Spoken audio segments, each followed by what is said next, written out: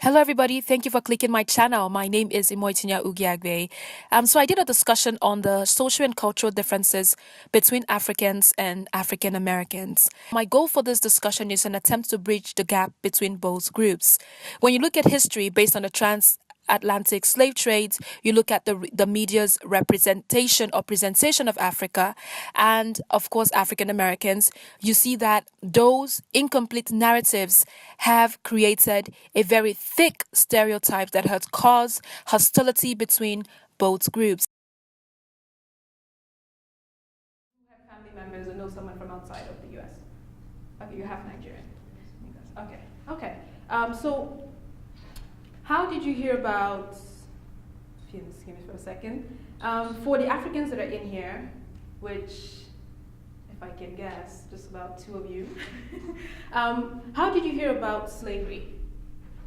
Was it something that you heard in your country before you came to the US, or did you come here and then you start to find out the difference? Like, coming here and then meeting black people or trying to understand, wow, how did they get here? How did you learn about slavery? I'm looking at you because I think, yes, you. Okay. Because it's like the only, Yeah. yeah. Okay. Well, I remember the first time I heard about slavery was in what we call Standard 7 in Kenya, and that's equivalent to grade 7, 7th grade, and that was part of our history class. And our introduction to slavery was about the Arabs and how they traded in slaves across around the East African region and getting slaves from the hinterland and taking them to Bagamoyo and Zanzibar and to Europe and to all Arab countries. And we never once learned about Americans' involvement in slavery. That is very strange, but that is true. It is so true that by the time I was in college, there was a play that we did, and there was a section about slavery, about the Middle Passage, and the slave driver was an Arab character. It was a Middle Eastern character because that is what we learned in school. Our education about slavery was introduced to us from the Middle Eastern perspective. So we grew up knowing that the people that enslaved are people in Africa. Kenya was not that as affected as other countries, Right. but we grew up knowing that the people who enslaved Africans were Middle Eastern people. And the fact that East African region had a lot of Middle Eastern kingdoms that came in, mixed with the people and made the Swahili language and the Swahili people, made it plausible for us to know that. It's, okay, we understand now, we know about the people that were involved, over here and over there. So in college I learned all about slavery in America and all that, but that did not erase what was in my mind about the main drivers having been Middle Easterners. I just have a follow-up question for you. Yeah. Thank you so much for that. So why do you think that it was removed from the educational system in Kenya? Because that is across Africa. And if I remember as a child not having any memory of it being taught in school. Right. And when you look at the history here in the U.S. as well, Right. it's not also taught in high school. The high school that I went to, I didn't know about slavery, I knew about Holocaust. So I want to know from an African's perspective, Right. why is it removed? Why do you think it was removed from the educational system in I think it's Kenya? because our education system, since colonialism or right after independence, was written by Western countries. Even while it was written mainly from the British perspective and driven by British educators, the British did not put their part on slavery. They too participated in the whole trade, but they were not part of it. The only history we learned about Britain, I remember very well, was a company called IBEA Company, the Imperial British East African Company, as the one that came to colonize Kenya, not the British Queen or government or anything like that. So I think it was done by Western countries who really built our education system as a Western education system did not want us to learn about who really was involved. Okay. Who else? I mean, Okay, from the African American perspective, not taking the lens to Africa, just from your own experiences, how did you learn about slavery? What was the experience like, or what was the, how did you came to understand the subject? well, first I came into hearing it from when I was at a Catholic school. It was, I think, my first Black History Month that I actually truly remember. And they actually taught us about that one part, and then quickly jumped to the Civil Rights Movement. They basically completely neglected to tell us the truly horrific experiences that, of course, my masters had to go through just to come to America, but then just went right into Dr. King, Martin Luther King, all that other topic. It's only when I got into high school when I started actually asking questions. I have some family from Nigeria, and they were saying how, yes, it was terrible, it was horrible. In Ghana, they still have, still have strongholds that they still go to, and they pay like remembrance to these to our ancestors.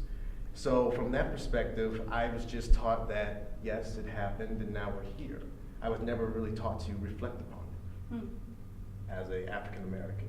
So now that I'm here, I just want You want to know more? I want to know more about I it. wasn't really taught. Okay, about speak up, slavery. speak up. I wasn't really taught about slavery from my parents or like my grandparents or anything like that. I heard about slavery in like middle school. Oh, okay. Probably a little bit in high school. They barely touch on it Okay. until I got to college. That's when they go more in depth. So that's how I found out about slavery. Okay. And I still don't know everything. About it. Yeah. And how did you think you get here? So what's your background? African American. Okay. Black. How did you just learn about it, and that's how you learned your ancestors came to be, like that's how you learn about blacks in America, correct? Right, yeah. So from your personal perspective, how did you, well this question is for African Americans, how did you hear about Africans? What was your first, I mean some people say we're primitive, right? So I want to know from your experiences, how did you came to understand Africa and Africans? Well, honestly, I honestly first heard it from National Geographics about people who just lived out there in the wilderness who weren't civilized. It was only then, like I said, when I started asking questions and seeing that there's a deeper story behind it, that I truly understood that these are people. These are intelligent people who build a lot more than just what I've been seeing right now. Did that form some kind of stereotypes in Yes, you? yes, it Okay, so did. I want you to share that, because that's the, just share me, it's a very safe place, we talk about respect, so nobody's going to throw chairs or windows, we're just Well, I just want to hear your stereotypes that you've heard, and I want everybody to share into it. Go As a ahead. person who was formerly a Christian, I was told that Africans merely worship the devil. Their spiritual system was just devil worshipped, witchcraft, impoverished, AIDS everywhere. And you heard that through Yeah. the media, or you heard that, Through the media, through the church. Okay. I wasn't really grown up or raised around people who were my own. I was raised around outside culture, Okay. usually mainly Europeans, whites. Okay. I really, well, first exposure probably through television, through documentaries Okay. to Africans.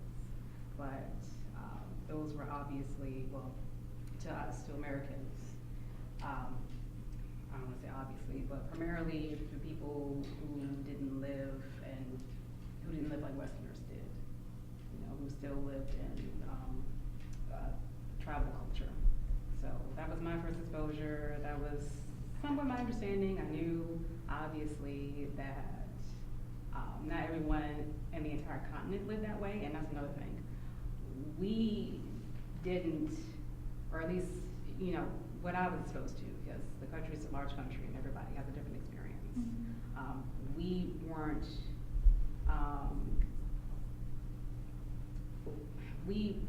it wasn't customary for us to refer to Africa as a continent. Okay, so that's one of the Country. stereotypes, it's country, Yeah, people over there in Africa. Okay. A lot of Africa. Africa contains, like you said, 54 kingdoms, which I've never heard. Countries. Right. So I didn't received exposure to, I suppose, anything from an African perspective, especially coming from where I come from, a very small town in the middle of nowhere. So I went to college, and one of my professors was from Africa, and there were students in there who were from Africa, and that's where I was really exposed to it. Okay. And well, I'm just curious to know about from your perspective as a half Nigerian. I got some of that too, based on the people who were around me, but for my dad, he never made it seem like that. He always kind of instilled in me that Africa was not a place that was impoverished or, obviously there are parts, but he always tried to like make me see the beauty in Africa, and not all of it is, people being sick and hungry. So I did get that like in school a lot, but I think I kind of knew better. Because your Yeah. father. But, Ninkubasi, I'm gonna ask you this question because I don't know if everyone here would know, but there's a word called AKATA. Yeah. AKATA. Okay, good. So I'm asking everybody the question. So now you tell me I think I'm not entirely sure where it's from originally. I'm guessing Nigeria. Yeah. But I want you to tell me your experience about that word AKATA. As an African, Yes. I'll be honest with you, I learned about that word pretty recently. I didn't know Oh, you just anything. heard about the word recently? I had no idea such a word existed. Is there a word in Kenya that are used to describe African Americans? African Americans? No, yeah. just Wazungu. Wazungu. What Which does that is mean? the same word we use for white people. And- Wazungu means white people, and when African Americans come to Kenya, they're also called Wazungu. Why are they called Wazungu when you're Because speaking their about- culture is Western, Okay. so it tends to refer to them as well. Okay. And that happens only when they open their mouths. Okay. So you don't judge them by the skin color. You judge them Right. by their character, by what they bring. By the culture. Okay. So when they open their mouths, oh, Mzungu, But if they don't, we just think another fellow villager. Oh, Right. wow. So tell me, I'll go to you and then I'll come back to you and then anybody else. Tell me your experience with the word AKATA. Basically, AKATA, when I was. When you first heard it. Yeah. I first really heard it when my family got married to a Nigerian culture. I first heard that at the wedding, when someone came up to me and called me a AKATA. And I asked him what AKATA means. He said, don't worry about it. And he just walked away. I did more research into it, then I learned that AKATA was usually kind of like a slur towards, I guess, me. Usually, I think it was translated to animal. Wildcat. Wildcat. Okay. Yeah. Anyone else? Is it AKATA. anything? It means wild cat, street cats, like a lost cat. And it's spelled AKATA. Just to help you with your papers. Go ahead, please. You said you just heard of the word. Sorry, go ahead. No, I'm looking at you. Oh yeah, may I You- also say that I Yes, have please. met African Americans who have embraced the word, and that's interesting because when I got into researching, I actually have a friend, an African American friend, who travels a lot to African countries, and he has embraced that word, so that whenever he travels, he comes back and talks about his AKATA welcome. So he's embraced it as as an outsider, because there are people who argue, I've seen the arguments, who argue that no, it's not a slur word, but it's not the end version of Africa. It's just a word that means that people that got lost, that are out there, wild, you're out there in the wilderness. Okay. So I think it's taken differently by different people. Wow. Right. Okay. And that's what you've heard recently, you said? Yes, and I do have somebody, an African American friend, who embraces it, who has understood it because of his travels to Africa and being told that, to West Africa, specifically Nigeria, and being told, no, the other meaning of it really just comes from explaining that we have children that got lost. They're out there in the wilderness. That's what it means from that Right. African American perspective. Right. Now, for the African Americans in here, when you're called AKATA, and I'm telling you the translation is street cats, or what is it called, wildcats? How do you feel when you hear that? I mean, when you think about literally street cats, right? When you think about the fact that you've come here and you can trace back where you've come from, and then someone calls you AKATA, how do you feel? Anyone? Very Anything? sad. Hurt. Who said offended? Offended. Okay. I said that. You said you. Wait, you said it? You didn't say anything. Okay. You said offended? Yeah, I said it. Okay. Who else? It's a slur. It's It a slur. You definitely feel that it is a is, slur. even though you can't trace back where you're from. You Yes. feel that it's a slur. Okay. Yes. Yeah, I feel like I'm, You think it's a slur? I think the way it's used here, I think the way Africans use it here, Okay. yes, it is a slur. Okay. The way I've seen Africans use it here, they use it as the N-word for African Americans. Okay. Right. Okay. So your friend, I guess he's found a way to embrace the word. Right. Okay. That's his own journey. And you said you think it's a slur. yeah. Okay. And yourself. Okay. So I'm going to read you some of the things that that kind of separates African and African Americans, and we'll discuss it. For Africans, we said our identity is not ingrained in our ethnicity, but in our identity is not ingrained in our ethnicity. It's the other way around. Our identity is ingrained in our ethnicity, not our skin color. So that's how an African person would see themselves. We don't see ourselves as black. We see ourselves as Africans. Right. Yes. Right. Do you want to speak on that a little bit? Yeah, and that's why we wake up to the interesting label that we get here when we come here, then we're told we're Africans. That you're black. That you're black. Right. You know, so yes. And share a that little you're- bit of that experience when someone calls you black. Yeah, you not come African. here and you're told you're black. It's very interesting. It's a very strange thing because first of all, I know myself as a Taita. That's my Taita. ethnic group. That's my ethnic community. And then I know myself as a Kenyan. And then being black is something you take for granted. It's like saying the wind is colorless. And you tell them it's just an odd thing. So it's something you have to learn to get used to. It's not labeled. Of course I'm black, but it's not something. It's not even a color thing. Okay. You just have to understand it. And that's because of the background and where you're coming from. Right. So Okay. you understand. You begin to understand it as this is the American way of just expressing this. I'm going to go back a bit though. I want to talk about the booty scratcher, which is one of the stereotypes that African Americans, because we talk about AKATA, which is a slur word, and booty scratcher is what we're called.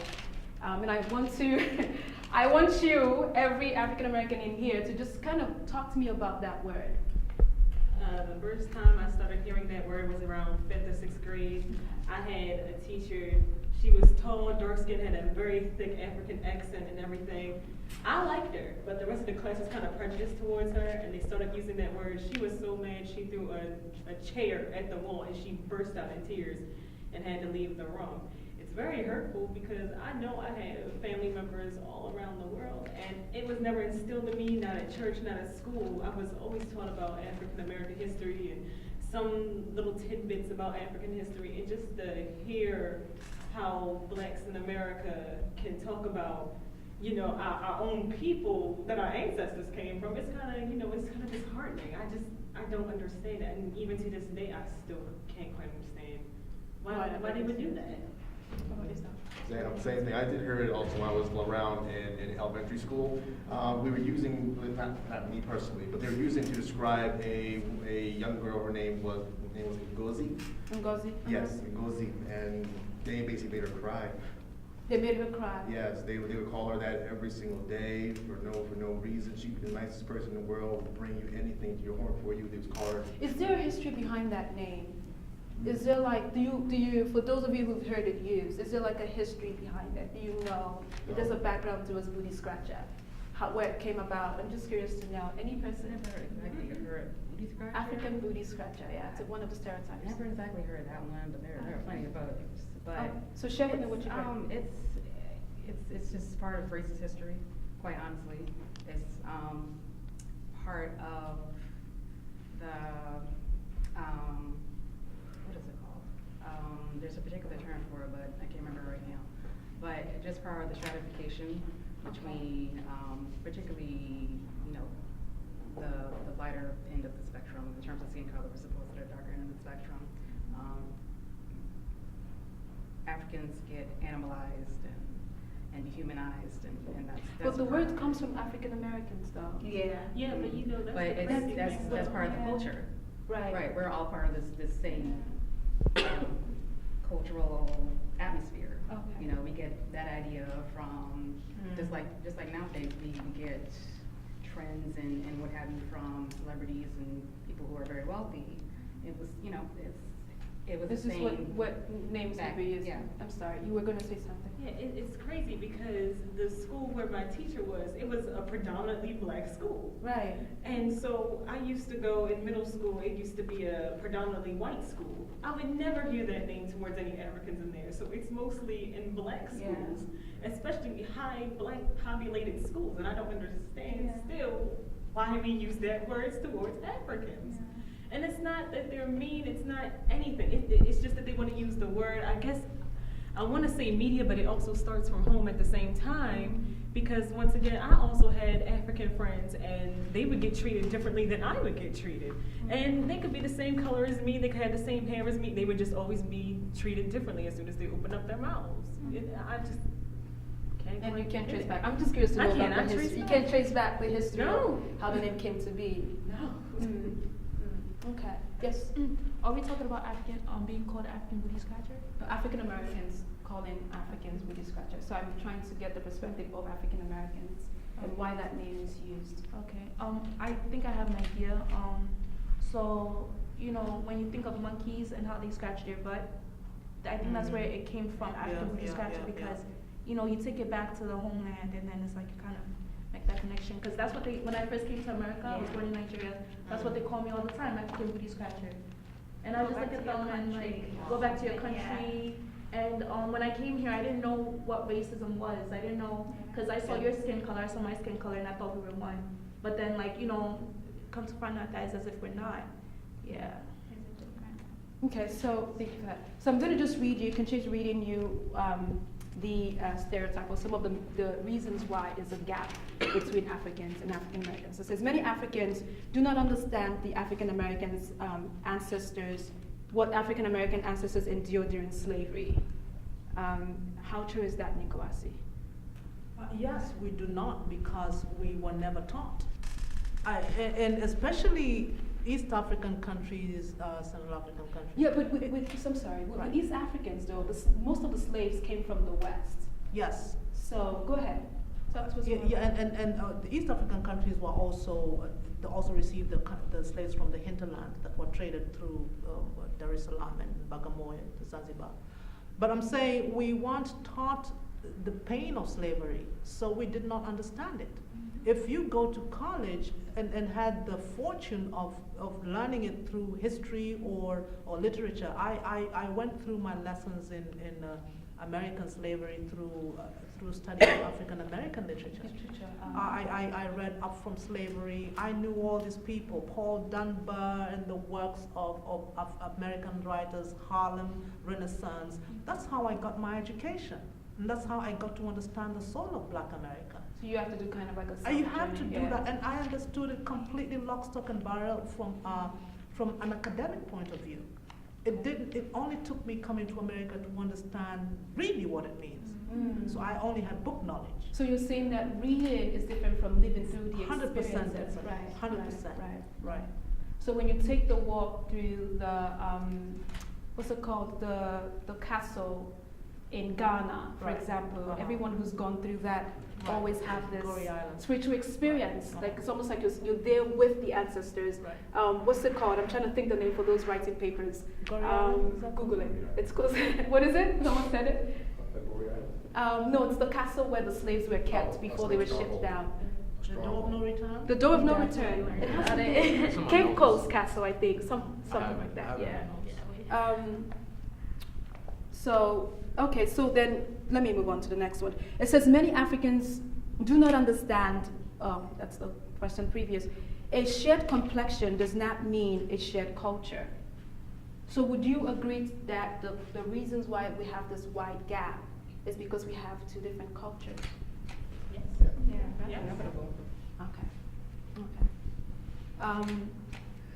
And what is this personal resentment? Let's talk about this for a second. Personal resentment between Africans and African Americans. What's your personal? Why is there a reason where you would resent the next person who happens to look like you but don't sound like you? Personal resentment, personal experience. I'm looking for personal experiences. I think there's a historical xenophobia here in the States Okay. against any kind of brown person violence. Okay. But between African and African Americans, between us. Well, I can't speak for myself because, you and I never had a problem. I never had a problem with any African. But I think it's just general xenophobia. Okay. Thank you, Chelsea. How about you? Personal resentment. Well, Why do you I've feel never this- felt yeah. personal resentment, but like I said, Towards yeah, go ahead. not towards Africans, but I do know people that do. Because like someone said earlier, it's because you guys know your culture, you know your background, you know where you came from, you know your ancestors.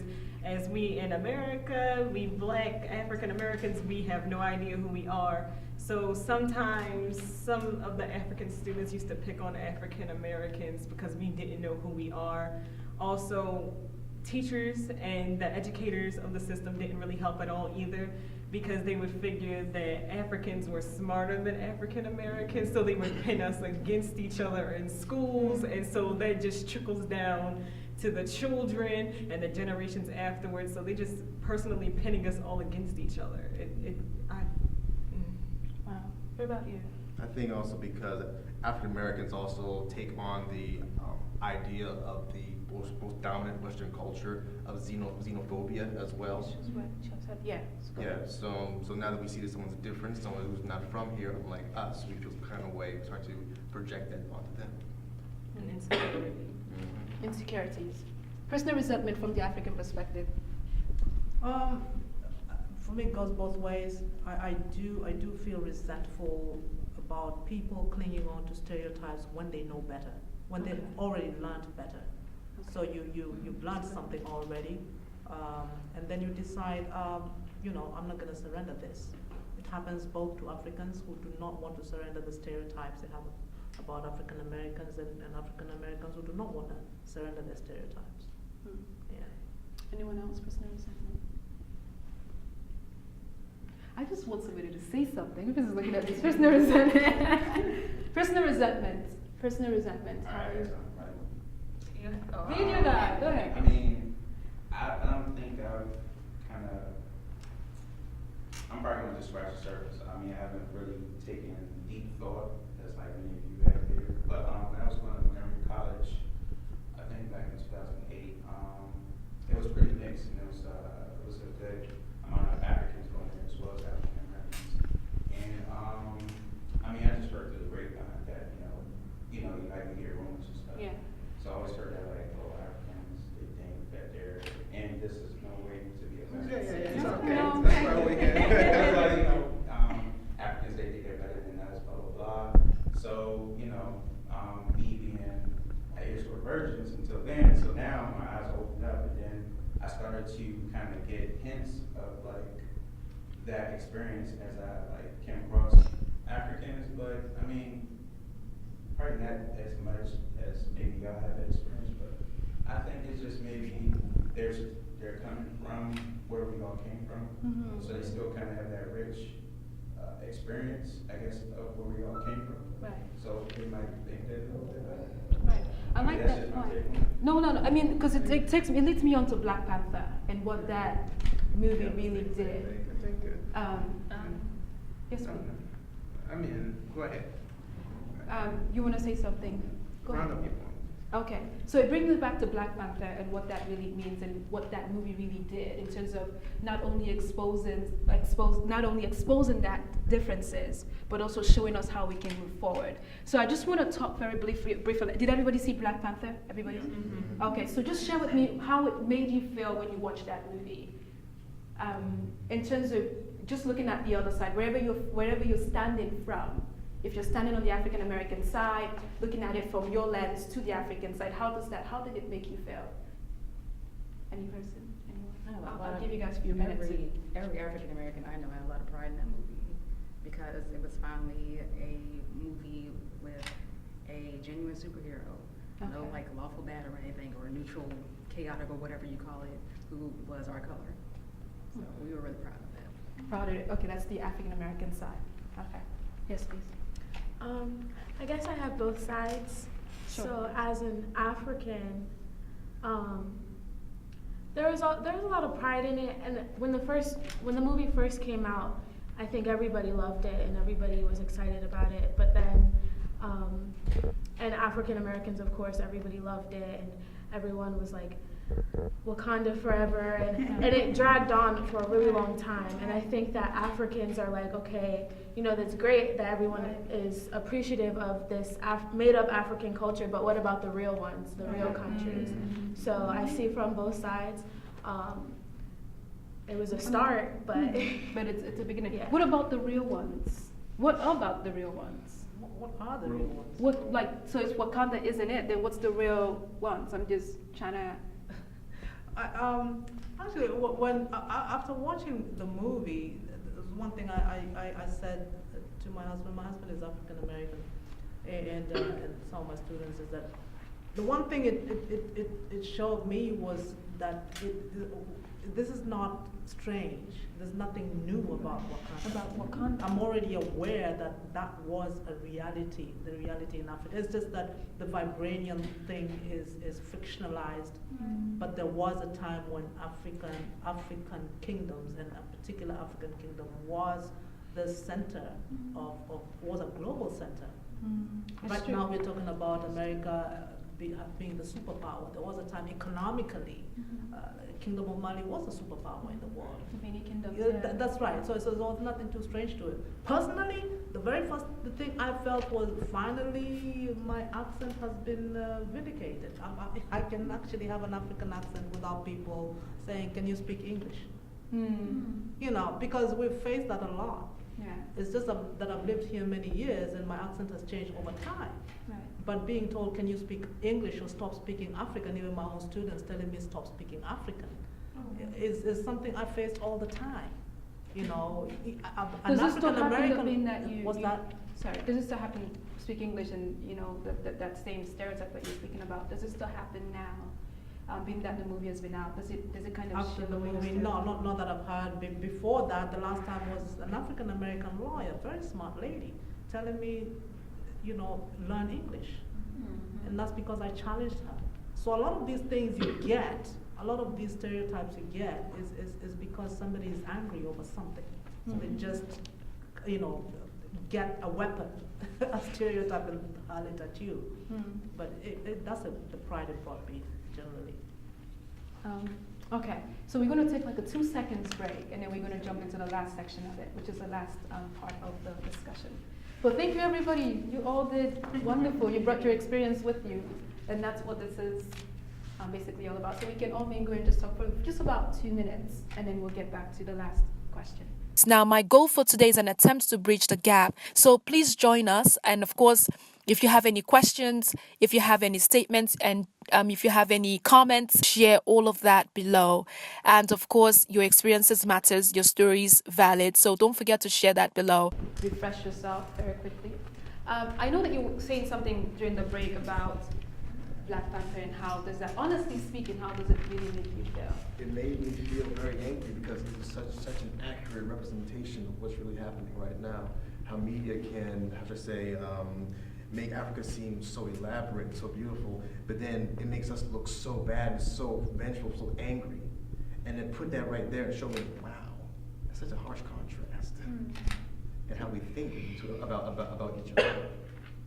Do you think it's the media, or do you think we African Americans do feel that way towards African? It's both, because African Americans on an individual level, we interact with our African brothers and sisters, we do feel as if, yeah, they know more than me, they're intelligent, they're smart, but the media would just hype that up times 10 and just make it so that, oh, these Africans are very intelligent, but what about us? We see how Africans are so much of a community, but then when we see ourselves, we're a community as well, but we're not as much of a community as Africans are. Why is that? But when you went back to the idea of, yes, skin doesn't define, how'd you put it? Skin doesn't define our ethnicity. Our identity comes from our ethnicity, rather, not our skin color. Yes, we African Americans, we have so many skin tones and complexions, yet do we truly see each other as the same thing, though? Africans, when they come from either Nigeria, Ghana, they from my perspective, they have like one singular language, a unity. Yeah. The African Americans somehow are lacking right now. Now, I'm going to just probe into that, what you're saying. When you go back to the 60s, when you have Martin Luther King, and when you have a very strong family system then, and then you look today and you see the breaking of family. Go ahead. This may sound like a horrible thing that I'm going to say right now. Go ahead. But I have a mentality that when we were in the 60s, our mentality was more based on the motherland. Now it is more based on the Western world. We have lost the idea of we are Africans. Now that we have had a forced integration of not only just body, but mind as well. In the 60s back, we were like this. Right, as there's a 60s, unit. Yeah, there was unity. Yeah. We were literally, we were African. We had Afrocentric scholars like Dr. John Henry Clark, Dr. Benyakadin. Now, it's just dissolved. What do you think shifted? I think what shifted was that we moved from the family value to the more materialistic values. Who wants to add to that? I feel that there's probably also a point where even while that is true, because I can think of the Marcus Garvey movement and how it impacted the 60s, because that was all about Afrocentrism and Kwame Nkrumah affecting the thought process of African Americans here. I think that there's also a point at which African Americans at a very young age, because of the culture you talk about you're steeped into, were taught that even being African itself, that being called an African is equivalent or worse than being called the N-word. And I encountered that here. And when I heard Oprah saying the same thing on an Oprah show, that growing up, you better not be called African as a kid, because that was really an insult. And I heard the same thing from Dr. Henry Louis Gates saying the same thing. So you have that generation with a deep Afrocentrism, coming out from a deep Afrocentrism at the same time, knowing that at some particular level, when they were growing up, they would not want to be called African. So it's such a So then it all goes back to the resentment, because it's if there's a separation between oceans, right? Right. Because that's what I can, as you speak, that's all I can think about. What would make African, or being called an African, being called the N-word? You know, how does that equate? If it doesn't have anything to do with a deep resentment. They've been taught. It's something that's been put there, especially by a white culture that has put it to African Americans here, that those people out there in that wild place called Africa are just no different from animals. So you grow up thinking that. While at the same time, there's this politic that's coming up of Afrocentrism. And it's common of people who are rising up from a trauma. You've got very conflicting ideas of your own identity. And again, let me just speak just very briefly to what the brother said here. I think it's true what he said, that you've got Africans here who believe they're better than African Americans, and they play it up. They play it up. And one of the reasons I could say that is because especially Africans who come from post-2000, the year 2000 generation. Before that, no. Post-2000, I would say so. And the reason is because the television and images of African Americans have been heightened like times 1,000 going to Africa. They see things we weren't seeing when we were in Africa. Yes, they see hip hop, they see things. Kids coming from Africa now see things about African Americans that's so negative. So when that generation comes here, they're thinking of themselves like they're better, you know? And I've seen them play it out. So I know that to be true. And it's something we always discuss and talk about. We guys came from a generation, I'll be very honest, that thought African Americans were no different from whites. Wow. Yes, I thought that. And when I came here, I had no idea that there was a difference. And the first, it intrigues me when you say that, because you see beyond the skin. Right. You see more I of did the not know character, and there I was a just difference. mentioned it earlier. You see beyond the skin. You see Right. more of the character, Yeah. because it's just defined according to where you're from, the West, Right. which is what African Americans Right. really are. Because the massive gap between African Americans and African is the culture, the fact that we lived in two different parts of the world. and we understand the world very differently. Anyone want to add to that? Any person? I gotta say right now, Go ahead. music part better than house, but African music. African music? Yeah, Afrobeat. Afrobeat. Yeah, that's bad. I mean, like he said, like back in the day, back in like the 60s and even in the 90s, well, I was born in the 80s, so, I'm a fan of like the 90s music and stuff. But even then, it wasn't as like explicit and it wasn't as non-lyrical as it is now, but, at least the Afrobeats, they're not cussing, as much. They're not degrading women, at least the music I listen to. No, they're not. Wow, you want to add something?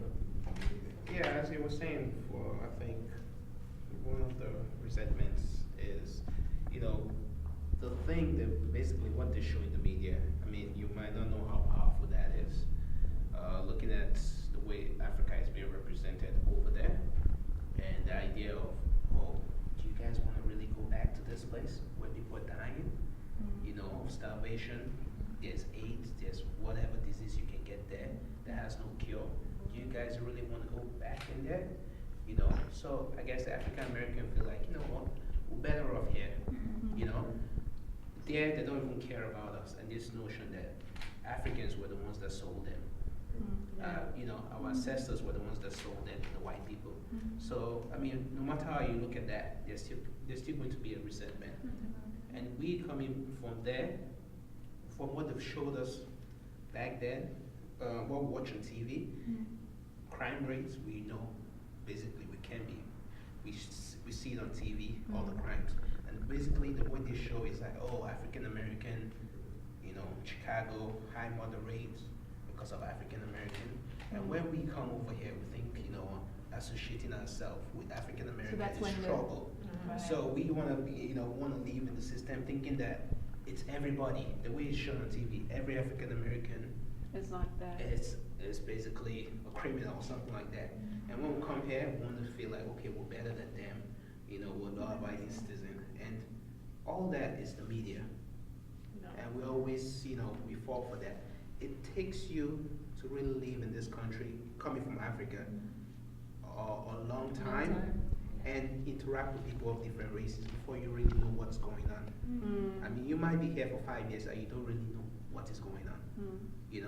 It took me like 6-7 years after making close friend, after having a close friend that's African American, before I started understanding the system. And we think that slavery is how many years ago? 400 years ago? Oh, they will have gotten over it. It's worse. It's the impact is gonna last generations to come. Because slavery, as much as it's horrible, the effects, the impacts, and they have some them that is gonna happen them, and the way they treat them here, they don't give them a fair shake. Even though you say, oh, it's equal, we Africans will come over here and we're able to make it. We feel like, okay, we're able to make it because we're better than them. No, we're not better than them. They've been struggling for a long time, and we come here and enjoy the fruit of their labor. And we think we're better than them. So I guess that's where we're lacking, and it's always going to be there, except we have this kind of conversation that we can both relate our struggles and understand where they're coming from. Then that's when we can have A closure. That's when we can have a closure. There's a statement that I read that says that we both share that ancestor. That's the slavery. The issue that we had with slavery is here. It is. So I was going to go back to you. Many Africans do not understand the African Americans. Many Africans do not understand what African Americans' ancestors endured during slavery. And so slavery was in the past, but the legacy is what we're living right now. Yeah. And because there's a gap between us, then we don't know how to bridge and move forward. So I want to move on to the last part of my discussion for today, which is how do we move forward? What's the way forward from here? Dialogue. As I mentioned. You said dialogue. Yeah, the dialogue. Yes, I'm always staring at your direction. I know probably, I'm not sure why. But yes, I'm going to go this way and then just go. Can I Yes, please. Well, living in America for almost 15 years, and I believe the first time 16 years in a couple of, I guess, weeks. The first time I came to this country, I have the mindset of Americans are very lazy. They have everything, and they don't, you know, they don't want to do the work. But as I began to live in this country and see the everyday struggles, because I still have friends to this day that believe that they're still lazy, but as I began to live in this country for longer and I began to make a lot of American friends and understand their culture and understand their background, it has really helped me understand their struggles.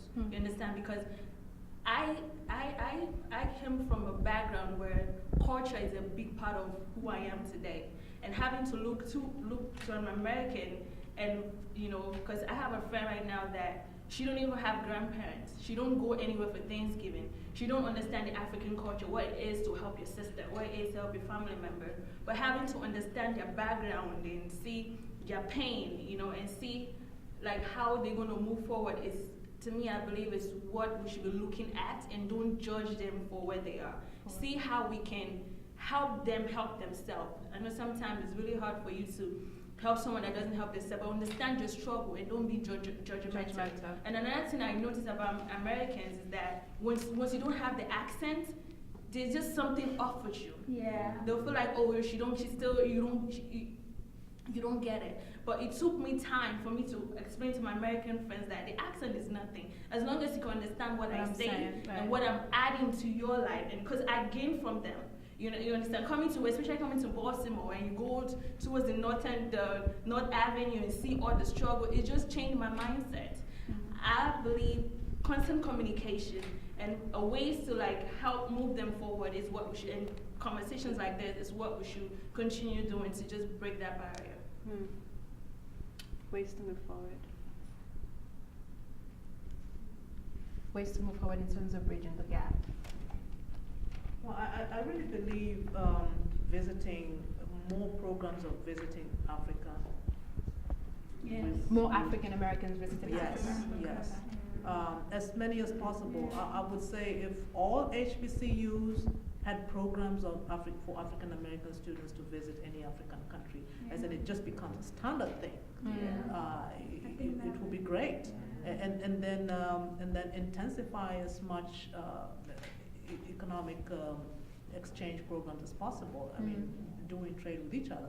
But then now you start talking about governments, because that's a big failure on the side, in my opinion, on the side of African governments. Right.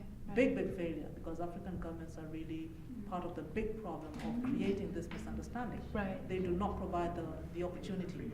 Right. And we went on and we talked about the gaps, and it having, for example, not learning about the African American perspective in the schools in Africa as a way to just kind of point that they do not exist. Right. And so yes, the government just has a small example. Yes, please. During Obama's administration, you had a lot of African presidents who came here, and they were meeting with American corporate, the American corporate world, and signing deals of the American corporate world to go and do things in Africa. All these were white-run companies. My own president from my country, he never once met with African American leaders. I mean, to sign deals, you've got a lot of wealth in African American communities, for crying out loud, you know. So they're part of the big problem, the political angle, the tribal angle, which is social. Cultural angle, and there is the dialoguing angle. The dialoguing angle has to happen in Africa, in America, between Americans and African Americans. And African Americans, thank you. Who else? I'm curious to know what you have to say. Yes, please. Go ahead.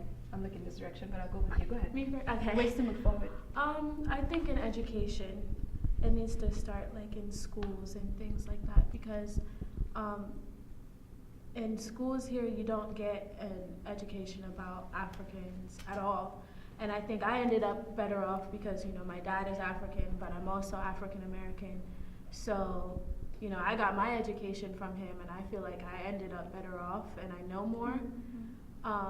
But not everybody does. There is no type of learning about any culture that happens in Africa. Ways to move forward. They pretty much said everything I was going to say. They all said everything you Yeah, had to say. especially the idea of having programs for African Americans to visit Africa. Yeah. Similar to how, of course, Jewish Americans or anyone of Jewish diaspora goes and they can go and visit Israel. Right. So like that, they have that's their culture. They can go and visit, experience it firsthand. They don't have to go see it secondhand, like through media. When you're there, you feel the connection. You see what your ancestors have gone through, and it's better than anything. Changes your everything. mindset, When I yeah. first went to Locust, I was like, wow. Oh, you did? Oh, yeah. for a wedding, I was like, wow. Wow. And how This is pretty good. it's nothing like you see on TV. Oh huh? no! I mean, they had running water, lights, cars, fun. You think that It was actually wonderful. shocks someone.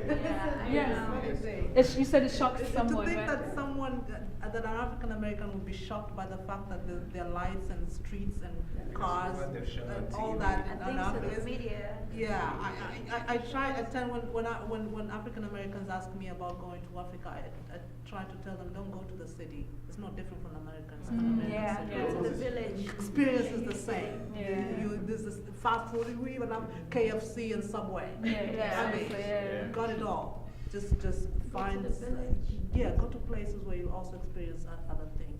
I also think that another thing to move forward, every African here should learn how to make a pot of greens. To make a pot of greens. The I- way African Americans make it, soul food. Describe that a little bit. Tell us a little bit about that. I got this from my wedding because this was years ago.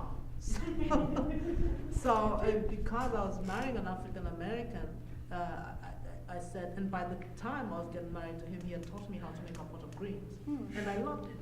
Now the way we make greens is very different. Yes. Very different, like miles apart. And some Kenyans have tasted greens the way African Americans, and I said in our wedding committee, we're gonna have a pot of greens, and Kenyans went, yeah. I was like, what you mean? I love it. So what's in it? Just give me just one thing that makes it different. People make it differently, but Okay. really you stew it, you let it stew for a bit, for much longer than Africans do it, Okay. and then you So can does it put in, become, like, you can watery? put in some salted foods like Okay. you know, turkey, Yeah. whatnot. Yeah, you know. You put pork in it, right. And you just let it boil for a long and you let the aroma fill the house. The whole house. All day. You know, and there's soul in it. We make our greens very quickly. We do. Yes. We don't No let it time. cook. Yeah. Right. Yeah. And- Any last comments, statements, anything that? I think one more big, most important thing we all have to do as African Americans is at least learn a language. They know English. Africans know English. We need to learn to know one African language. Very important. Very important. Yoruba, anything. To at least get us that connection. Because again, when Africans come over here, they know how to speak with us, but we can't connect. We can't communicate with them. And that's the thing. That's a huge disconnect because when we go over there especially to Nigeria, they didn't know I wasn't Nigerian until I opened up my mouth. And I was able to say hello. They were like, oh, how you doing? It would have been such a. I mean, it was a great experience, but I think it would have been a much more tighter, much more spiritual connection because these are still my people. You talk about the spiritual connection a lot. When I met you, that was one of the things you brought up. Can you talk a little bit about that? Okay. The spiritual As I connection. said, I used to be a Christian man. I believe that there's a big stigma when it comes to the traditional African spirituality and with the Western spirituality. Yes, our spirituality is kind of different now, but if we are able to just go past religion, go past what we have personally, and just communicate as just people, I think it would be a lot better for us as a whole. Because I do understand that we're not all Muslim, we're not all Christians. A lot of my family still practice roots and voodoo. That's what I was trying to get at. I'm trying to get at. I'm going to do a talk on that. But I want to thank you all for coming. And I'm hoping, as I'm ending this, there's no extra unsaid comments. No? Okay. If you go Well, to Africa, Say that again? I say if you're going back home, take someone that is African American with you. Okay, If you yes. can. That's a great one. Take a buddy with you. A friend.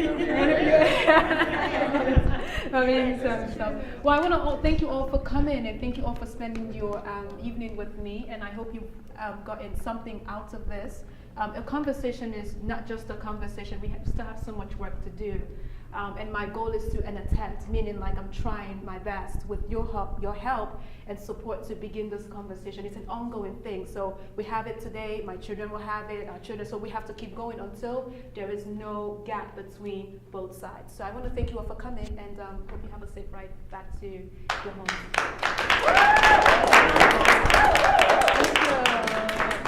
You got all the stuff you need? Thank you so much. Thank you.